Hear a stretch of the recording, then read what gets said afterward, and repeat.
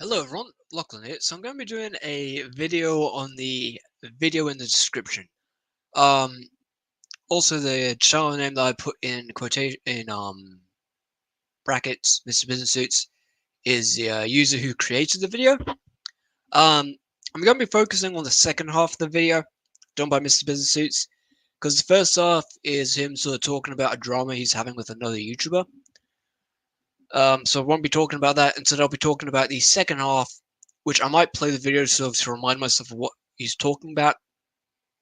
So I might, mute myself whilst I'm doing that. I'm also going to be playing some Heart Divine 4. Also, sorry if you hear any background noise. Anyway, on to the video that he did. Um,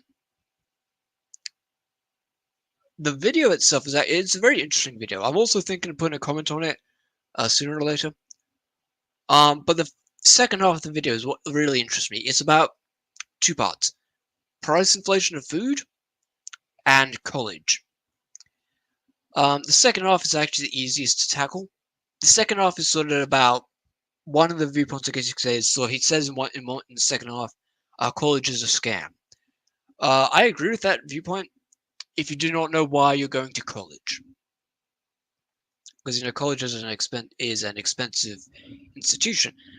If you go to college but you don't know what you're going for, then you're sort of wasting both time and cash and money. You're wasting time, cash. You're not using it effectively. If you go to college, you're going there for a higher education in a subject that requires that higher education. That's why I call college and other such institutions kind of like college as a higher education. Um, that's why people go to college. Of course, that makes sense. Now, unfortunately, some individuals go to college without really a goal. It's more like their parents, their teachers, the institutions they're a part of have pushed on them. Go to college. It's the only way you'll be you'll live a good life. That sort of viewpoint. That viewpoint that was established in the mid 20th century. College is the only way you'll be able to get a good life. College is the only way you'll be able to get a good job. College is the only way you'll be able to get out of poverty. Some cases, yes, that is true, but that's no longer the case anymore. Some folk they live a very they get paid a lot for a job that doesn't require a college degree. Now, of course, that's yearly, not monthly. Um, you hear about jobs that get you a large amount of cash that don't need a college education, that don't put you in debt. Because a lot of people put into a very large amount of debt whilst they do their college course, but then they're also working 2 or 3 jobs to be able to pay for that college course. You're paying a rent, you're doing a whole lot of stuff, and the question is, so because college isn't free, so like, what will you get out? Like after you go through college, you get a degree, but then you find out in your local area it don't mean shit. They need experience, not college degrees, and that's sort of the, dare I say, most depressing part is that you can work you can spend good 5 years or plus 4+ years, a bunch of years in college, and when you get out, you don't get a job. Why don't you get a job? Because they need experience. Your jobs did not give you the experience that your profession needed. Oh, well, fuck, you're now in debt, and now you can't get out of that debt. It's a spiral. It feels like, for a lot of people, I guess, college isn't a place of higher education, a institution of education. Nowadays, it feels like it's a business with higher education as a side job. That's how some people, I guess, feel about college.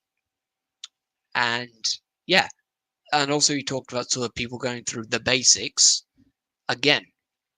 Like, you've gone through public schooling, you go to college, you pay for that, and now you have to go through the basics of another time. Or you get a class that's sort of a heavily politicized class. That means, if you're going to get a high score in this class, you got to do what, you're going to have to repeat the political slant that they want you to repeat, regardless of your personal viewpoints. Which, that pisses a lot of folk off.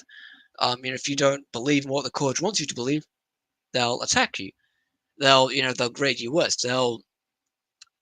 Some colleges are incredibly biased with their political leanings. There are reports out there that talk about, you know, the political leanings of the professors, how most of them, as I understand, are left wing, and all that controversial topic. But the first part of the second half of the video really is a very interesting topic. Um, the increase in food price. So a lot of food stuffs is thrown to like basic food, bread, rice, the common stuff people eat, the common need, the common food stuff, as I've heard it being called. Um, a lot of, as I would call it, the common food, the people's need to eat. Folk need to eat and need to drink. The basic shit, the basic stuff. A lot of that has been increasing with inflation. Food price inflation has, alongside with the gas price inflation, shops being forced to slowly but surely increase the price. And it's sort of getting to the point where a lot of people don't have the economic means, dare I say, to afford some of the more basic stuff. Or, you're paying 10, 15 plus for a common amount of, like, for the average, as I understand it, the average shopping list today is like $100 to $200. That sounds fucking ridiculous, You're paying 100 plus for what you would normally shop for. It's crazy to some people, and I understand why some people find it crazy. That's why I personally support stockpiling, or in this case, having a food excess, or prepping. Prepping is the most kindest way of putting it. Although prepping can also include, also just saying right now, having a tea. Prepping can also include really like